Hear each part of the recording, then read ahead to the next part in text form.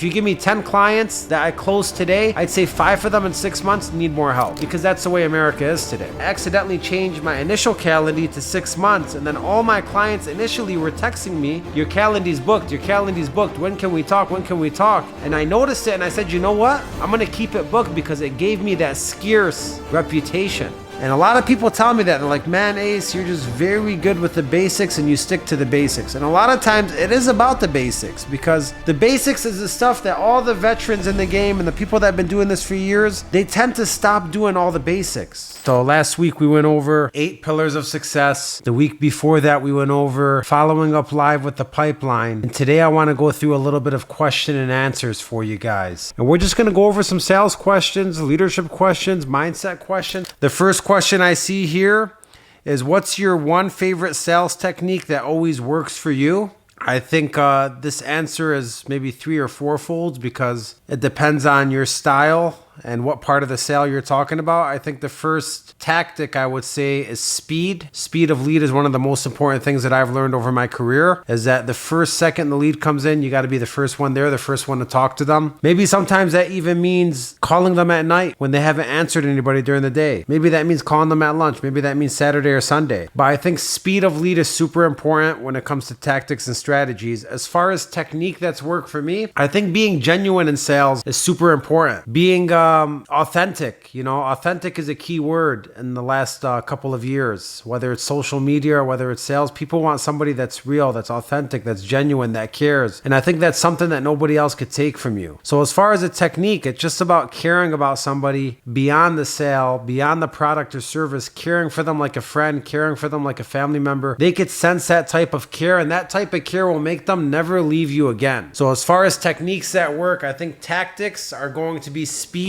of lead, and for technique it's going to be authenticity. We got another question coming in here. How do you time block calling and working loans after the application? It's a good question, Emerson. So my time blocking works like this. I get to the desk and automatically I start off by working my text messages. I start off by working my emails and responding back to those, voicemails, responding back to those. So I clean my slate, and I try to do that before 8 a.m. because that's technically when I start calling leads. 8 a.m. I dial through all the new hot leads. Right after I finish a new hot leads, I go to my hot list. Then I go to my locks. Then I go to my in process. And I go in that order every single day. And then after I finish those, I go back to my hot list again. Or maybe I dial more leads. But depending on how the day's going, I'll rotate it. But I'm always going through funnels of 1 hour new leads, 1 hour follow-up, 1 hour in process, 1 hour apps. And as far as writing loans after the application, and all I do is sell. I don't want to do anything else. I value my time too much to do anything else. Now, there was times where, sure, I didn't have the power or the money to outsource, and I had to do my own doc signings, and I had to do my own chasing of documents, and I never had an assistant to work for me. When I didn't have an assistant to work for me, I would automate emails and text messages for exactly what I needed. I would put photos of the website. Here's how you sign. Here's how you upload a document. Here's how you download. Here's how the tax returns look. Here's how the W-2s look. Here's how the pay stubs look. I used to create emails and templates for every type of client, and as soon as I get the deal, I say the most important part of the process is I need you to get everything signed and get all your documents uploaded. Most of my clients could do this by themselves. Do you see any issue with getting this done? And I'll go over the specific requirements, and I'll text them and I'll email them the specific requirements, so I could at least try to have 80% of them do it themselves. Now, of course, you're going to have another 20% that can't do it themselves, and you're going to have to walk them through. And that's okay, and you could do that for now. But if you could get to a point where you're writing deals and you have to look at your return on investment per deal, and you have to compare that to getting an assistant, and then you have to look at the time that you would save from an assistant doing the tedious tasks that you don't want to do. How much time does that amount to? And could you make more money in that time than you're paying the assistant? And that's the real equation you got to ask yourself, because I believe if you're talking about loans, it might take funding 1 or 2 loans to pay for an assistant for a whole month. Do you think an assistant for a whole month could help you write 1 or 2 more loans? I think they could. I think if they're used wisely if you have good referral sources, if you're buying leads, if you're using your time to just prospect and sell and you're front loading the front end and letting the assistant deal with the back end, I think that you wouldn't have to worry about after the application. You would write the application, pass it to the assistant, write another application, pass it to the assistant. You would be continue running and stuffing up the pipeline like I did last month. And I think that's something you need to think about. So hopefully that answers that question. Second question here we got, are you taking leads at a specific time of the day? Leads are always coming in. They're actually sporadic. I don't really control the times that leads come in. I will tell you this, the most important time to call leads is first thing in the morning, last thing at night, or the weekends. And I'm always going to say this, the hottest times to buy leads or call leads, first thing in the morning, last thing in the evening, or weekends, right? So I'm always dialing leads at 8 a.m. sharp because I want to catch somebody as soon as they rise, before they go to work, before they take their kids to school. If you think about the average American has 3 kids toggling at their legs, cooking breakfast, taking the kids to school. It's a very hectic morning. You want to try to get to them before all of that chaos begins. And when they get to work, when I get to work, I don't really take calls. Most Americans don't take calls, so you're going to miss them during that boat. When they get off work, they're usually going to eat dinner. Maybe they don't want to talk then. It's going to be hard to catch them then. But if you hit them at 7:30, 8 o'clock, right after dinner, a lot of times they'll answer those calls because they're shocked that you're even calling that late. If you hit them at 8 in the morning, this is before the chaos begins, a lot of times they'll answer those calls. And then on the weekends, usually people get off early or they're off on the weekends and they could speak on the weekends and the competition is light during the weekends. So those are my favorite times to call people. And sometimes it's not even calling people. I'll automate a text to go out to 500 people on a Sunday morning, and whoever answers, I'll deal with. Sometimes I'll automate a message at 8 p.m. and say, I'm in the office for an hour longer. Do you have time to speak before I leave? And I might get 5-6 responses out of 100 people, and those 5-6 I'll call before 9 p.m. So it's about, making your time worthy, valuable, scarce. When I send a text to 500 people that says I only have an hour in the office, I'm here a little late tonight, did you want to chat now? And 10 of them respond to me, I'm only going to get to the first 4 or 5 that respond to me because I'm not working till midnight today. And then if I miss them, I could text them and say, sorry, I missed you. Somebody called me right before that. Hopefully I get to you tomorrow. Now I'm building that up. Here's another sales hack that I have that I've been using that's worked, and it was a mistake that I even did it. I have a calendar that goes out to my clients that says, hey, book an appointment with me to discuss this further. And then I also set up a calendar for my clients that close. As soon as a deal closes with me, the client gets a calendar request. It says, congratulations, I'm so happy I was able to help you and your family. Like I told you before, I will keep in contact with you for life. The first step of that is book an appointment with me 6 months in advance to check up on you and make sure everything's going good. So the client gets this email with a calendar and they book for 6 months in advance. As a matter of fact, I have a lot of bookings in 6 months that are just starting to pop up in the calendar because people are actually using that link. And when I talk to them in 6 months, either A, they're going to need help. Maybe the market changes and I could help them more. Maybe they want to purchase something else. Maybe they have a friend or family member. Maybe we could do a home equity line. They need cash. Who knows? If you give me 10 clients that I closed today, I'd say 5 of them in 6 months need more help because that's the way America is today. And that's the economy that we're facing. So that was a cool thing that I found. So anyways, the moral of the story is I was using the same calendar. I accidentally changed my initial calendar to 6 months. And then all my clients initially were texting me, my new leads, telling me, hey, your calendar's booked. Your calendar's booked. When can we talk? When can we talk? And I noticed it and I said, you know what? I'm going to keep it booked because it gave me that scarce reputation. It gave me that scarce branding that people thought, man, this guy's calendar is booked. And my calendar really wasn't booked. I just had it set out for 6 months, so they couldn't really book anything today or tomorrow. And I was sending out the wrong link. I changed the wrong calendar. But I swear since then I've kept it like that. And I still get messages, your calendar's booked. And those people are actually calling me because my calendar's booked. Because now they have the perception that I'm so booked I don't have time for them. They need to call me right away. So it was a cool story. One, for closing deals, setting up an automatic appointment with your closed deals to get more business from them or referrals. And 2, for new people, making yourself feel seem scarce. Not telling them, oh, are you free today? I'll be in the office for 10 hours. I could call you at any time. Anytime you want today, I'll give you a call. That's like desperation. The client's like, all right, this person's there. They're going to be there forever. They're never going to go away. I don't really have to work hard to get this person. But if you text them and and say, hey, I have one appointment left today at 3:45. Would you be able to make that work? Or do we have to move this till tomorrow? Like, that sounds like a higher quality salesperson. Whenever you're talking to people, make sure that you're using that. You're not seeming like you're desperate or you're available all day, 7 days a week, 24 hours a day. Like, no, you're busy. You got things to do. You want to take care of them, but you both have to work on it together. Another question here. First time attending, welcome. We love first time attendees. And if there's anything I could promise you, put my heart and soul into your growth. Love your content. Sorry if this is not a question for this, but do you offer any services where you can help me hook up my trigger scripting, in particular the opener? P.S. I've been listening religiously to you. Have not talked rate for the last 3 weeks. Only rapport. Wrote 2 loans out of 4 presentations in the last 2 days. Heyo, that's what I'm talking about. I love that. And this question is a great question, and we can answer it. You know, I love credit triggers, and I teach a lot of shops that do credit triggers, and your shop's probably one of them. And the opener for credit triggers is going to be squashing objections. You know, if you're ever cold calling and your leads that you're calling are typically not happy to be talking to you, you just have to squash their objections before they even arise. And the way that sounds for a credit trigger, it's very simple. You get 2 or 3 objections. It's either like, stop calling me, or I'm not interested, or I'm working with somebody, or how'd you get my information? So I typically put that all in the beginning. I'd say, hey Ace, it's actually Alex giving you a call with ABC Mortgage here. I'm not here to waste any of your time. Your phone's probably going off, but you're flagged to get the best offer with me. This is my first call and my last call I'll give you, so I promise I'll make it worth it. What were you looking to get done? And right then and there, I just told them, like, this is my first and last call. You probably weren't expecting this. I'm only calling you because I could get you the best deal,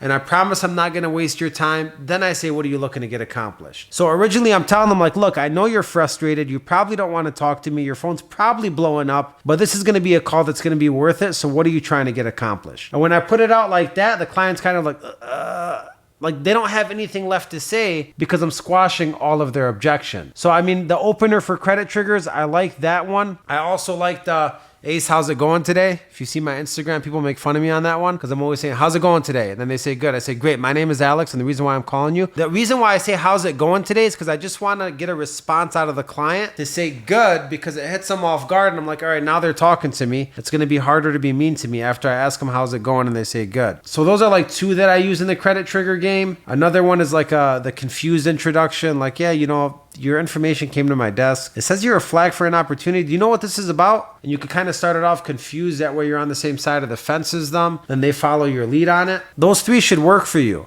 But honestly, the credit trigger game is like acknowledging people. You got to be ready to acknowledge. Don't be an asshole with them. Because, you know, if you've ever been blown up on your phone, you know how it feels. It doesn't feel good. And you got to make sure that you're letting them know that. Like, hey, this is probably super frustrating, man. I understand. Honestly, the only reason I got your number is because it says I could give you a better deal. If I couldn't give you a better deal, literally, I wouldn't be calling you, man. Like, I'm not trying to waste your time or mine. I know it's frustrating. I'm not going to take more than 3 minutes of your time. What were you offered, or what are you looking to get done? You know, and if you just put it to them that way, they might ease up a little and give you a little bit of a, you know, wiggle room to at least talk to them and then try to build a relationship, which is super important, especially in the credit trigger game. Everyone's pitching numbers, but if you could do something unique for them to change it and give them something different, what would you do? So it's very important when you're talking to these people, you try to offer them something different. For example, I never ask the client, how much cash do you need? How much cash do you want? What bills do you want to pay off? I pull up their credit and I tell the client, here's what we should do in this circumstance. We're definitely going to pay off everything on your credit. We're going to give you a clean slate. I know some of them are cars, some of them are here. At the end of the day, how's it going to feel not paying 16 bills again, having your mortgage run on auto pay, and not ever having to pay bills again, frankly? How would that feel for you?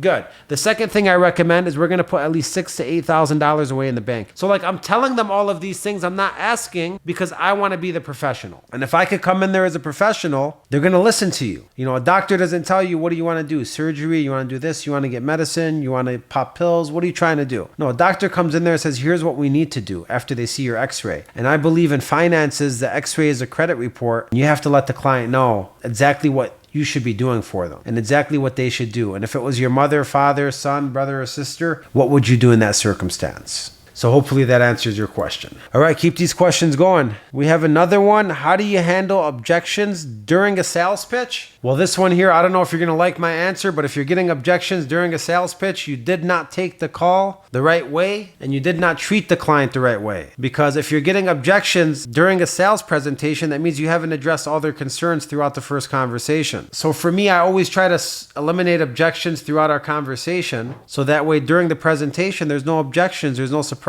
You only get objections during a presentation when there's a lot of surprises. I didn't know I was going to refinance. I didn't know the rate was this. I didn't know there's cost. I didn't know I was going to have to pay this. That's usually where objections come in. They come in from fear. And what you have to do for somebody is you have to eliminate all their fear throughout the conversation so they know exactly where they're headed. Pretend you are their GPS navigation. You're taking them down the route. They know where they're going. They know what roads they're going to take and they know how it's going to end up. And that's where the conversation should be leading. Throughout the whole conversation, it's like, here's the tunnel, here's the light at the end, and here's how we're going to get there. And you guys are both going towards the same exact light. Therefore, you shouldn't get any objections. If you are still getting objections, think about the objections you're getting. Like, I'd love for you to respond or ask another question and tell me the objections that you get during a sales pitch. And I'll tell you ways throughout the first conversation you could eliminate those objections. Like, for example, if you're getting like, yeah, I need to talk to my wife. Well, did you talk about them talking to their spouse during the first initial conversation? Because I would mention spouse 3 or 4 times before the end of the first conversation before I even get to a sales pitch. So by the time I get to a sales pitch, I could say like, look, Brandon, we talked about a lot of things. Number 1, I know your wife's super important to you and you guys want to be on the same page. And we talked about how saving money, getting cash, and getting her that car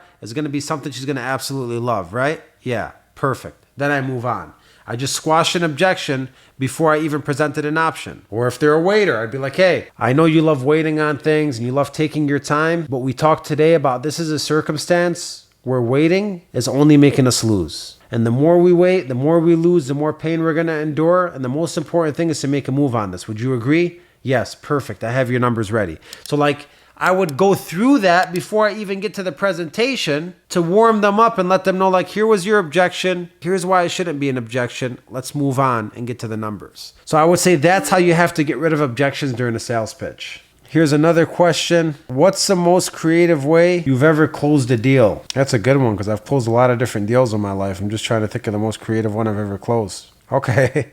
I have one. Could be creative, yeah. So there was a client that was actually texting me, and the client, I believe, was deaf. Yeah, the client was deaf, and then she was texting me, and then I had to find a third-party translator to kind of type everything out while I was talking, and I had to talk to the translator to talk to the client, and I ended up closing the deal, and everything was coming through the third party, and it was so it was unique because the lady that was talking to me was expressing the other person's emotions, and I was talking through a translator the whole time. So that was a pretty unique situation, and I had to find that third party myself to get the deal closed, but it had to be done. Also, I've had somebody that speaks Spanish translate for me and speak to a Spanish-speaking client just so I could get the deal, but I called in a favor for somebody I know that knows Spanish. I've done that before to close the deal. When I sold to distribution, business to business, one time I was at a business and the guy told me that the owner's out of town, and I had a catalog of new products to sell him and the owner wasn't there. So I literally FaceTimed the owner and I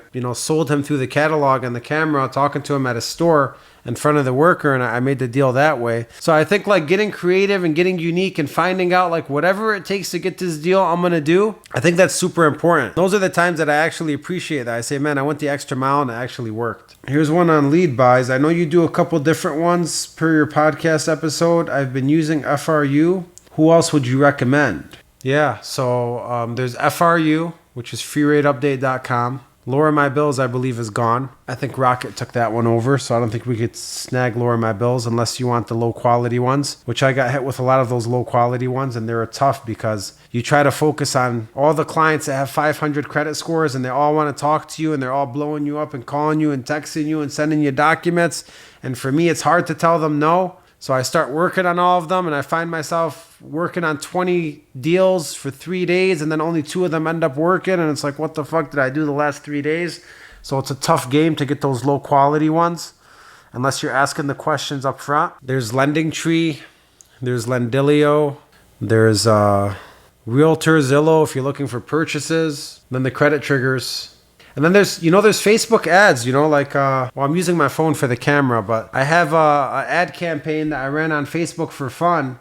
And it got me like 16, 18 leads, of people that needed cash out. So there's ways that you could market also on Facebook for very cheap. There's ways you could market on TikTok. If you could find a unique way to express videos on social media, you could get leads. Like I know some guy that runs a team of brokers. All of their leads are strictly through Instagram. And they make viral videos on Instagram, mortgage related. Some of them are funny, some of them are entertaining. But then at the end, they have a call to action, and their most popular videos they make into ads. And at the ads, it says, are you interested in cash out? Are you interested in purchasing? And like, because their videos are unique and entertaining, they get a lot of leads through social media. So that's a new space that people are starting to get into, is generating your own lead flow on social media.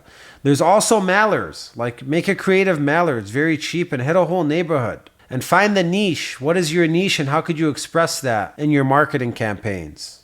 But yeah, I think that's dumb for the lead buys. In general, typically there's like 4, 5, 6 good ones. The more important question when you get into lead buys is how do you filter the lead buys and how do you find the right filter? Because if everybody's searching for the same things, you got to try to search for the opposite. For example, if everyone's searching big loan amounts, I would go for low loan amounts. If everybody's searching high credits, I'd go for mid credits. You got to try to find good filters too in there. If everybody likes California, I'd go for other states, So there's also like getting creative inside of the filters to try to find the difference. What's the biggest lesson you've learned from a sales failure? Biggest lesson learned from a sales failure. I'd say don't get greedy and don't get comfortable. The second you get too greedy or too comfortable, you'll get bit in the ass. And it's happened to me a lot of times. I'll give you a loan example. There was one time where, I'm like, this is a great deal. I put up a great relationship. I deserve to max out this comp. And it was a big loan size. And the compensation ended up being like $18,000 on one deal. I'm like, I'm good. I deserve it. I earned it. And at the end, I ended up losing that deal because somebody else got them on the phone and they said, yeah, this guy's taking vacations with your money. And they did the whole spiel of breaking down the loan estimate and doing that whole thing. And then in my head, I said, you know what? Maybe I could have took it a little easy on the compensation on this. Maybe I didn't have to go that heavy. And after that mistake that I learned, I never got too greedy again on another deal. I always pulled it back, put it at the right spot, made sure it wasn't too much, made sure it was fair, made sure it was competitive. Even if I could, I never risked it. So that's not getting too greedy. That was a mistake I learned, a failure that I learned from in sales. And then not getting too comfortable. Getting too comfortable means there was an email, and this email, I live and pray by it. I send it out after every single client's conversation, and it usually tells them exactly what happened last. It'd be like, hey Ace, we just talked today, and I'm so happy for all the time that you spent with me and getting to know you. That's the first line. And the second part is I know we spoke about a lot of different things, but most importantly, your 3 main goals for the year. Number 1, it was retiring in 7 years. Number 2, it was having some money in the bank so you feel some breathing room. And number 3, it was taking that trip that you missed last year because of COVID. And then it'd say, right now your current situation is this is what you're spending, this is what you're doing, this is what you've heard out there. Here's what I could do for you. Here's the documents I need. Here's why you should work with me. Appreciate your time. And it was like a post-conversation email that I would send every single time to every single client. But then there was times where I'm busy and I'm talking to so many people. I'm like, I don't got time to send the email now. And I start slipping off that email. And then I start losing deals. I'm like, man, I never lose the deals for the people I send that nice long email to, where I put in the emotional benefits and I put in an icebreaker and I remind them what we talked about. But I seem to lose the deals where I don't send that email. So it's just it's an example where sometimes we get too comfortable in our success. We're yeah, we're good. We're doing it. People want to work with us. We're the shit. So we start slipping off the most important habits that make us successful, and that could damage us in the long run. So if you go to my academy, if you read my books, a lot of my social media, a lot of the stuff is on the basics. And a lot of people tell me that. They're like, man, Ace, you're just very good with the basics and you stick to the basics. And a lot of times it is about the basics, because the basics is the stuff that all the veterans in the game and the people that have been doing this for years, they tend to stop doing all the basics. They tend to get lazy. They tend to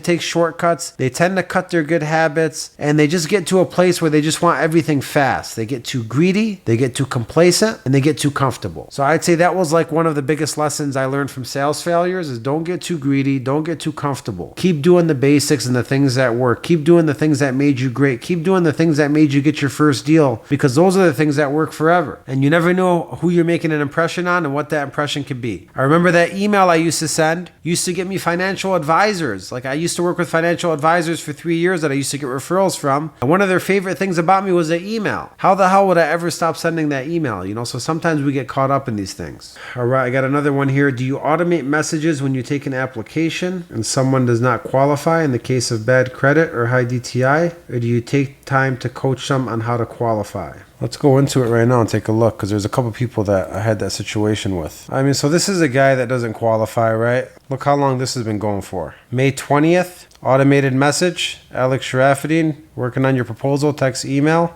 Automated email goes out. My reviews, automated voicemail goes out. Finalizing your proposal.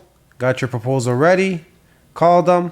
He answered, talked to them. Put notes in here when I talked to them. 100K cash out, credit score 498 to 620. That's a wide range. House worth 500, 244.9, married, spouse, owns a winery, self-employed, invested in the business. He needs to invest more into the business, has 2 kids, blah, blah, blah. Got all the details from him. Anyways, this has been going. Didn't qualify, worked on the credit, didn't qualify, worked on the credit, and we're still working on it. He keeps updating me every single time he gets an update on his credit and lets me know. So to answer your question, usually what I do is I move them to cold leads, and then cold leads get an email at least once every 2 to 3 weeks saying, are you ready yet? And then I check up on them. Like, I'll maybe call through the cold leads once a month and just check on people. So I move these to like my once a month section, because you never know when they're ready. And I've had a lot of people that their credit does go up, and then we could help them in the future. There was another one from today. This one's like praying for it. It's very close. So this one's not done yet, but there was one that we couldn't do today. Who was it? Here. So this one here, I just texted him. I didn't call him. We need the credit score to be 550 with lates. Yours is 512, or we got to wait 12 months with no lates. Should we wait another few months? He called me. I called him back. He's going to wait. Moved him to cold. I'll check up on him in a couple of weeks, and I'll keep it going. So to answer your question, I do call them sometimes if I know that they'll get mad if I don't call them. If I feel like they're cool and they won't, then I'll just send them a text and say, hey, here's the issue. What happened? Let's work on the score. Let's see what we could do, and I'll check up on you. And then sometimes they'll ask me, like, what do I need to do to work on the score? And I'll have that conversation with them. And then I'll continue to check on them until they work on the score or work on a cosigner. Or last week we had that lady call me that I helped her find a job because her debt to income. So there's a lot of situations like that where I'll put them in my cold leads, but I'll check up on them every couple of weeks for the custom value that they need to move them forward. So if it's income, every 2 weeks I'll hit them up and say, hey, how's it going? Good, good. I just wanted to check up. Did you find any cosigners? Did you talk to your neighbor? Did you talk to your son? Did you find a job? And that's the messaging I'm going to keep going every single 2 weeks for them. If it's credit, hey, how's it going? Did you pay down the MasterCard? Did you get rid of the dispute? Like whatever issue they have that we talk about, I'll follow up on that issue until it's resolved and gone, and then I'll take the conversation forward from there. But yeah, sometimes it's worth coaching, especially if it's a big one or it's a good opportunity. It's worth the coaching. So Bonzo says, how long have you been using Bonzo? So I've trained companies on Bonzos for the last 2 years. I actually get paid to create Bonzo campaigns for companies. So I was using it from the outside in before, and I just started using it myself to generate business when I did that experiment last month with Westcap, where I was originating for a month. That's when I actually used it myself to generate business. But it's a great platform. I've used a lot of other platforms, and I think it's one of the best out there. I mean, the thing's sends bullets, and I feel like a lot of companies and people that have it don't use it the right way. There's so much things it could do. You just have to become an expert at it and actually leverage it to get the most business out of it. Here's a good one. What's your top tip for staying motivated in sales? My top tip for staying motivated in sales is get used to the chaos. I've been saying that a lot lately, that it's very chaotic. I have to shut down everything before I get on this call. Sometimes I'll leave. Like today I left at 3 o'clock because I didn't wake up early enough to work out today. My business was a tornado. And I said, you know what? I'm leaving, and I went to the gym at 3 o'clock. Could I have stayed? Should I have stayed? Probably. I had a lot of stuff to do. Walked away and left. Sometimes you have to understand that being a top salesperson is chaotic, and you have to understand that you're not always going to be motivated, and nobody needs motivation all the time because that's impossible to have motivation all the time. What you do need is you do need to set up your life in tunnels of this is a tunnel I'm in right now. In order to get to the next tunnel in my life, I have to do A, B, and C in this tunnel. I have to save this much. I have to work this hard. This is the reason I'm doing it all for. And that tunnel has to stay on the top of your mind, and you have to know the next tunnel that you're going to. And when you ingrain that deep in your mind, like, all right, I'm doing this so I could get to this. And then when you get to this, I'm doing that now because I did this. And now I'm doing that. And now I'm doing that so I could get to that. And you got to keep transforming to the next tunnel so that way you always have your eye on the prize of where you're going next. Because if you keep your eye on the prize of where you're going next, you're going to stay motivated because you're continuously increasing in your life. You're always moving up and moving forward. Where people get stuck is they start working for the check. They wake up and say, oh, here's another day in sales. Here's another day in sales. And they're not looking forward to anything. They don't know what they're working for anymore. And now they're just working to work. And that's where really motivation dies. So discipline dies too because you don't know what you're doing it for. So I would say, like, what are you doing this for right now? And what's the next phase of your life look like? And in order to get to the next phase, what do you have to do in this phase? And are you doing everything to your best potential to get to that next phase? If you are, there's no regrets, no stress. Keep going with the punches. And if you're not, you have to reevaluate and say, like, all right, I'm not doing everything right now in this phase to get to the next phase. What else do I have to do? How do you build and maintain strong relationships with clients? Like, I wish I could give you like a magic bullet of a secret of how to build relationships with clients. Really, for me, it's because I enjoy talking to people, advising people, motivating people. I enjoy talking about life. I consider myself the client's therapist, their motivational coach, because I'm really trying to help the client get to the next level in their life. So, I mean, the best way to build relationships, again, is to be genuine with people, actually care about them, and try to make them feel better about the position they're in by the end of the conversation with you. Like, let them get off the call smiling and feeling good. And that's really the best way to build relationships. What's the most important quality to reach success in sales? The most important quality would be just the grit and the will and the determination and the discipline, because sales is very difficult. So I would ask you, what's the normal salesperson willing to do? And then what are you willing to do? And that has to be up here. And I think that's one of the most important factors to success. I told you guys last week and the week before that I've been going to all these places and noticing there's a lot of weak salespeople out there, a lot of weak business people out there that are not willing to do what it takes to get to their success. And I think when I see that, it makes me realize that people like us on this call that are willing to learn, are willing to grow, are willing to read, are willing to spend some time on a Sunday to plan our week, wake up early, stay up late, build the relationships, we have the competitive advantage. And I think that grit will keep you going through everything that happens in your life. So that's the most important quality for a salesperson to have, is just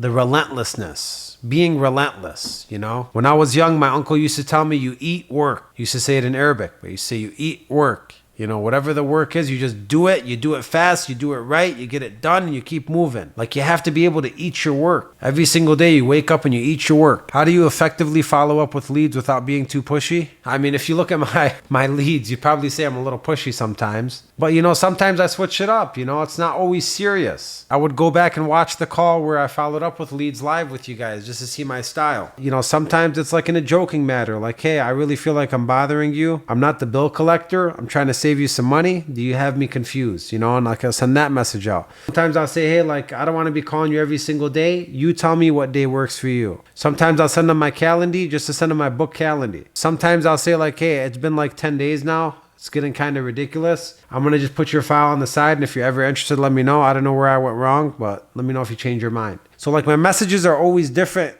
depending on what's going on. But I don't believe in being too pushy. I believe in, like, if you believe in your service or product and there's a need for it, then you should push it with all your heart and soul. Now, there's times where somebody told me I'm going to a funeral. It's not a good week for me. I don't follow up with that lead. I move it to next week. And I say, no worries. Take care of your family. God rest their soul. I'm going to give you a call on Monday. Let me know if you need anything else. And I'll just push it over to next week. So I'm only pushy for those that need me to be pushy with them. For those that don't need me to be pushy and they have crazy stuff going on, I won't be. Somebody just said that shit was a good banger. 50 leads in like 45 minutes. Had good notes in each one. Thank you. That's what we're doing. That's what we do. I mean, when I follow up with passion. I'm angry. I'm like, man, I got 50 people to call. Let's get through these fuckers. Let's get fucking through them. And I'm like fucking texting, emailing, voicemail, text, email, voicemail. And I'm just trying to get through every single one of them. And yeah, sometimes I follow up with 50 people, text, email, voicemail in 1 hour. And you see another salesperson, it takes them 4 hours to follow up with 12 people. It's like, what's going on, right? Are we doing stuff with the purpose? or are we distracted? And that's why time blocking is so important as you're going through these. You got to time block your day and say, like, between 2 and 4, I'm hitting every single follow-up I have with relevant information, purposeful information. I'm not going to sound like everybody else, and my message is going to make them answer. Here's another question. What's your favorite sales book or resource and why? Every good salesperson, and like a good salesperson, I'm going to say my favorite sales book is The 10 Keys of Sales by me. If you want to get deep into sales, and I'm saying so deep where this book is hard for me to read and I've been reading for a long time, this book right here will mind fuck you in sales. All right? Anybody know this book? William Walker Atkinson. Success, Business, and Salesmanship. It's like 6 books in one. It's an encyclopedia. But the way this guy breaks down the psychology of sales, it's the secret of success, the law of financial success, the power of concentration, the psychology of sales, thought force in business and everyday life, and suggestion and auto-suggestion. I mean, this book here will change your life. You're going to have to take notes as you read it, though, because it's very complex. But that's the book I'm currently reading right now because I want to up my game up a level, so I'm trying to get deep, and this guy's super fucking deep in sales. I am going to have a session for you guys where I'm creating, because right now I'm currently creating new campaigns for texting, emailing, and voicemail, so I'm going to be breaking down those scripts with you guys in the next couple of weeks and sharing that with you. And if you have any call recordings, send them to me and I'll bring them to the call and give you a review. If you want me to go through your text messages and audit it, let me know. Anything you guys need, I love to do this stuff live and do audits and talk shop. So if you want to, audit your business, your sales, your messages, your emails, even if you want me to call one of your clients that's giving you a hard time, bring that shit to the next call. Sell strong, and I'll see you guys next week. Thank you.